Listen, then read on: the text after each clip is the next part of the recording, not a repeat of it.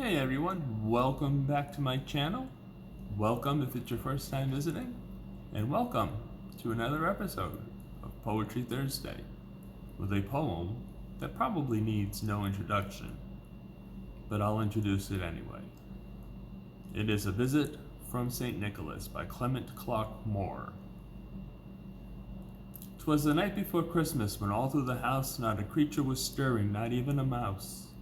The stockings were hung by the chimney with care in hopes that St. Nicholas soon would be there.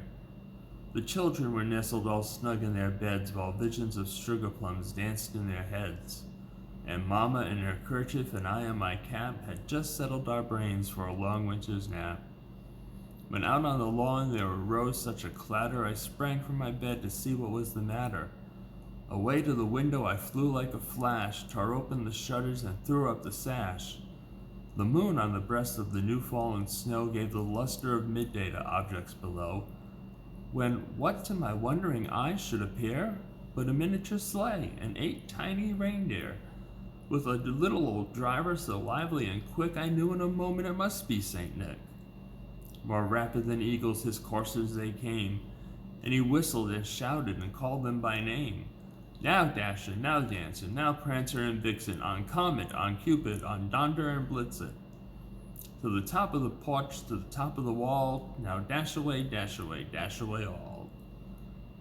As dry leaves that before the wild hurricane fly, when they meet with an obstacle mount to the sky, so up to the housetop the coursers they flew, with the sleigh full of toys and St. Nicholas too. And then in a twinkling I heard on the roof the prancing and pawing of each little hoof. As I drew in my head and was turning around, down the chimney St. Nicholas came with a bound.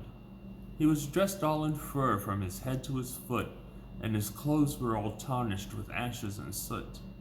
A bundle of toys he had flung on his back, and he looked like a peddler just opening his pack. His eyes, how they twinkled, his dimples, how merry.